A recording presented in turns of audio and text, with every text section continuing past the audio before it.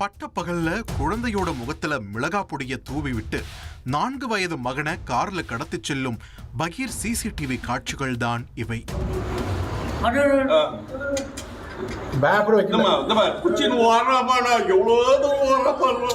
Helmet கையுறையோடு காத்திருந்த kidnapper பள்ளி முடிந்து சிறுவனை வீட்டிற்கு அழைத்து வருவதை நோட்டமிட்டு பக்காவாக ஸ்கெட்ச் போட்டு குழந்தையை தூக்கி இருக்கிறார்.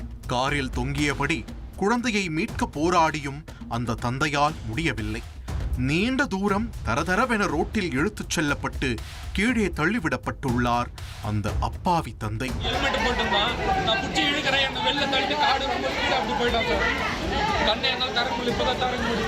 வேலூரையே ஸ்தம்பிக்க வைத்த இந்த பகீர் சம்பவத்தின் பின்னணியை அறிய விசாரணையை தொடங்கினோம்.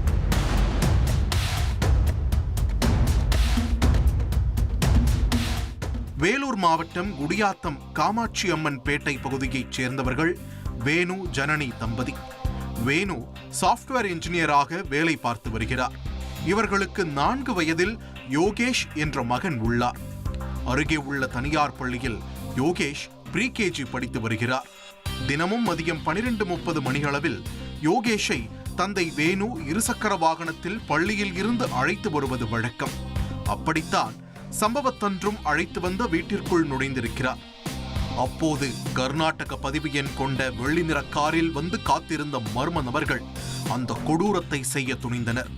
ஹெல்மெட் அணிந்து உரைமாட்டிக்கொண்டு அடையாளத்தை முற்றிலும் மறைத்தபடி கையில் மிளகாய் பொடியோடு களத்தில் இறங்கியிருக்கிறார்கள். வீதியில் ஆள் நடமாட்டம் இல்லாத சமயத்தில் தந்தை வேணு அசந்த நேரம் பார்த்து அவரது முகத்தில் மிளகாய் பொடியை தூவிவிட்டு 4 வயது குழந்தை யோகேஷை தூக்கிக் கொண்டு காரில் சிட்டாய் பறந்திருக்கிறார்கள்.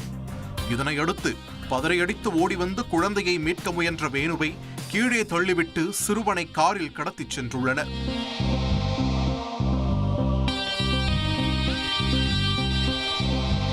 உடனடியாக இது குறித்து குடியாத்தம் நகர காவல்துறையினருக்கு தகவல் தெரிவிக்கப்பட்டது.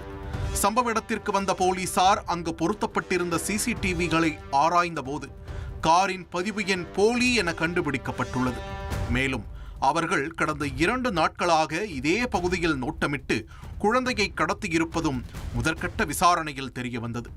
உடனே வேலூர் மாவட்ட காவல்துறையினர் 6 தனிப்படைகளை அமைத்து குழந்தையை தேடும் பணியில் ஈடுபட்டனர்.